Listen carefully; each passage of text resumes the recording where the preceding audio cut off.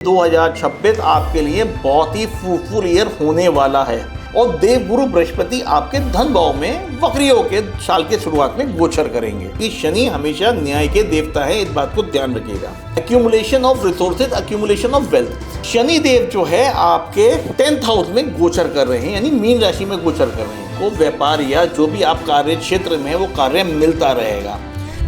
नमस्कार, मैं हूं एस्ट्रो अमित गुप्ता, जो कि एक ज्योतिषी, वास्तु कंसल्टेंट, पामिस्ट और ग्राफोलॉजिस्ट हूं। मैं यहां आपको जो बता रहा हूं वो मिथुन राशि के लिए 2026 कैसा जाएगा। ये एक यूनानिमस है, मासिक के हिसाब से है। मेजरली डिपेंड करेगा आपका पर्सनल होरोस्कोप कैसा है, लेकिन एक ओवरव्यू आपको इस प्रेडिक्शन से मिल जाएगा। मिथुन राशि वाले जातक और जातिका जो अभी तक देवगुरु बृहस्पति आपके चूंकि लग्न में गोचर कर रहे हैं, कुछ सरकास्टिक वे में ज़्यादा बात कर रहे हैं, तो उन चीज़ों का उनको ध्यान रखना चाहिए। देखिए, 2 जून को 2026 को देवगुरु बृहस्पति जो कि आपके 2nd हाउस धन भाव में आ जाएंगे, तो ये कहीं ना कहीं आके आपके रिसोर्सेज बनाएंगे। Accumulation of resources, accumulation of wealth. Basically 2nd house को एक्यूमुलेशन ऑफ थिंग्स कहते हैं, लेकिन हम लोग अधिकतर क्या मान के चलते हैं कि सिर्फ वेल्थ से ही लेते हैं। ये आपका पूरा कुटुंब परिवार है। अगर किसी भी प्रकार से कुछ अनबन चल रही होगी आपके परिवार में, तो आप आने वाले समय में 2 जून के बाद आपकी स्थितियों का ऐसा निर्माण होगा कि आप किसी भी प्रकार से उन चीज़ों को मैनेज करके बहुत फ्रूटफुल वे में लेके आने की स्थितियों में आप बन जाएंगे। देखिए, शनि देव जो है आपके 10th हाउस में गोचर कर रहे हैं, यानी मीन राशि में गोचर कर रहे हैं। और शनि यहाँ पे आपके 8th भाव के स्वामी के साथ साथ आपके भाग्येश भी हैं। तो यहाँ पे आपको भाग्य से पूरे साल पर्यंत आपको व्यापार या जो भी आप कार्य क्षेत्र में वो कार्य मिलता रहेगा। अब यहाँ पे ध्यान देने की बात क्या हैगी, क्योंकि राहु देव भी अपने आपके भाग्य स्थान में बैठे कुंभ राशि में गोचर कर रहे हैं, तो यहाँ पे आपको भाग्य की वजह से आपको कोई फॉरेन लैंड से कोई भारी व्यक्ति के साथ कार्य मिल सकता है। लेकिन यहाँ पे जो आपको मेजर रूप से ध्यान देना है, वो भी खास तौर से 2 जून के बाद। अभी तो देवगुरु बृहस्पति दृष्टि कर रहे हैं राहु को, तो ऐसी अवस्था में आप किसी भी अनवांटेड चीज से बच रहे हैं, क्योंकि देवगुरु बृहस्पति की दृष्टि में अमृत माना गया है। लेकिन 2 जून के बाद आपको अपनी चीजों को ऊपर बहुत ध्यान देना है। किसी के ऊपर भी अनवांटेडली रिलाय नहीं कर लेना है, अंधा विश्वास नहीं करना है। चीज़ों को जांचिएगा, परखिएगा और उसके बाद आगे स्टेप लेंगे तो आपके लिए बहुत अच्छी चीज़ों का निर्माण होगा।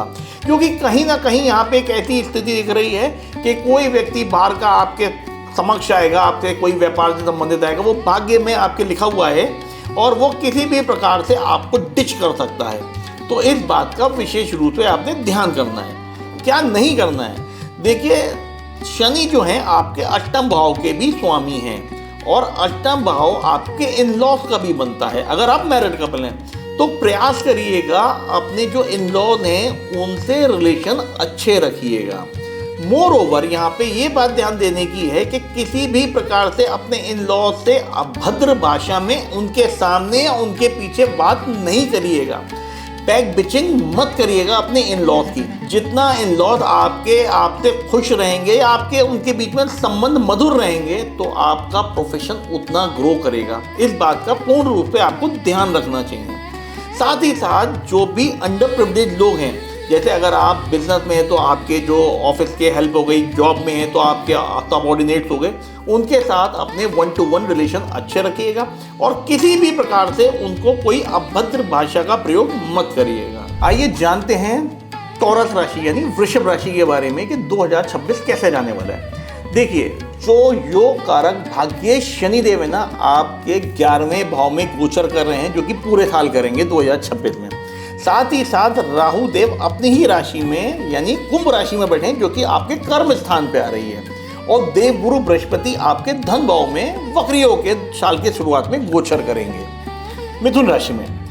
देखिए, समझते हैं किस प्रकार से क्या होता है। जब शनि देव पूरे साल आपके भाग्य भाव के स्वामी, कर्म भाव के स्वामी होके आपके लाभ भाव में बैठे हैं, तो ये मान के चलिएगा कि अगर आपने अपने कर्मों को सधा हुआ रखा, किसी भी प्रकार से किसी को कोई पीड़ा नहीं दी अनवांछित तरीके से, और आप नैतिकता के हिसाब से अपना कार्य करते चले रहे, तो आप ये मान के चलिएगा कि ये 2026 आपके लिए बहुत ही फ्रूटफुल ईयर होने वाला है।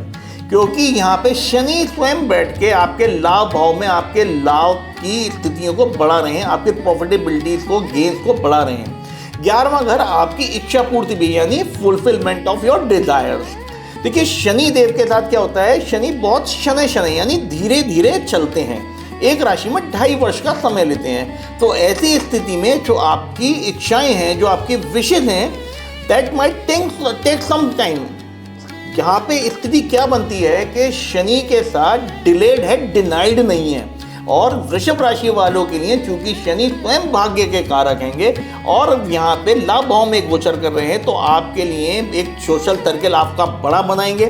साथ ही साथ आपको कहीं ना कहीं से हो सकता है आने वाले समय में आप किसी एनजीओ के साथ भी जुड़ें।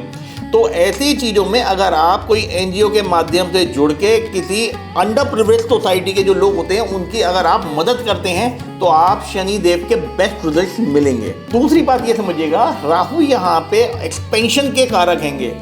राहु जब आपके कर्म भाव में बैठे हैं तो आप ये मान के चलिए कि ऑल ऑफ अ सडन आपके काम में बूम आ सकता है, क्योंकि राहु यहाँ पे नवंबर तक एटलीस्ट गोचर कर ही रहे हैंगे। तो मोटा माटी 11 महीने आपके साल के राहु के एक्सपेंशन की वजह से आपके लिए बहुत फ्लरिश हो सकते हैं अगर आपके काम सही हैंगे। क्योंकि ये मत भूलिएगा कि शनि जो हैं कर्मों के देवता हैं, कर्म फल प्रदाता हैं। अगर आप खुद ही गलत प्रकार के कर्म कर रहे हैं और उसके बाद आप उम्मीद करें कि आपके लिए बहुत चीज़ें अच्छी होंगी, तो उसकी उम्मीद मत मान के चलिएगा, क्योंकि शनि हमेशा न्याय के देवता है। इस बात को ध्यान रखिएगा। देखिए देवगुरु बृहस्पति अभी शुभ प्लैनेट हैंगे और आपके जो हैंगे सेकंड हाउस में गोचर कर रहे हैं, धन की स्थिति में बनते हैं। लेकिन यहाँ पे ये मान के चलिएगा, चूंकि देवगुरु बृहस्पति आपके वृषभ राशि वालों के लिए योग कारक प्लैनेट नहीं है, तो ऐसी स्थिति में आपके ऊपर थोड़ा सा प्रेशर रह सकता है एक्यूमुलेशन ऑफ वेल्थ करने का। यहाँ पे खाली वेल्थ ही नहीं है, आपको अपनी बड़े इंटेलेक्ट की तरीके से बुद्धिमानी से अपने घर परिवार के साथ समन्वय बिठाना चाहिए। साथ ही साथ जब 2 जून को देवगुरु बृहस्पति गोचर करके आपके थर्ड हाउस यानी उच्चस्थ हो जाएंगे कर्क राशि में आके, तो यहाँ पे आके आपके भाग्य स्थान को दोबारा देख रहे होंगे। यहाँ पे आपके ऐसी स्थितियाँ बन सकती हैं कि अगर आप जॉब में हो और आप चाह रहे थे कि किसी प्रकार का जॉब का आपका कोई शिफ्ट होना चाहिए या किसी प्रकार का कोई मूवमेंट या प्रमोशन का आप सोच रहे थे, तो वो एक चीज़ें आपके शिफ्टिंग ऑफ जॉब दिखती है, इस प्रकार से बनता है। दूसरी चीज़, यहाँ पे जो केतु है ना, वो आपके चौथे घर में यानी सिंह राशि में गोचर कर रहे हैं। ये पूरा साल आपको कहीं ना कहीं दिमाग में ये व्यवस्था रहेगी कि मेरा मन नहीं लग रहा, घर से दूर जाने का मन कर रहा है। तो अगर आपकी ऐसी स्थितियाँ बनती है ना, क्योंकि देवगुरु बृहस्पति आपके थर्ड हाउस में जो कि छोटी यात्राएं दिखाते हैं और केतु आपके चौथे घर में यानी मन नहीं लग रहा है, तो प्रयास करिएगा अपनी कोई जो यात्राएं प्लान करें वो धार्मिक स्थान पे हों। जितना आप अगर धार्मिक यात्राओं में जाएंगे तो आपकी profitability by the grace of God आपकी बढ़ेगी ही बढ़ेगी। मोटा मोटी एक चीज़ और समझिएगा, जो चीज़ आपको विशेष रूप से ध्यान देनी है कि क्या नहीं करना है इस साल। जो आप पूरा आगामी 2026 आ रहा है, आपको अपने गुस्से पे थोड़ा सा नियंत्रण रखना है, क्योंकि यहाँ पे अभी जैसे 16 जनवरी तक मंगल देव जो हैं वो आपके अष्टम में गोचर कर रहे हैं। 16 जनवरी के बाद वो आपके भाग्य स्थान में उच्चस्थ हो जाएंगे।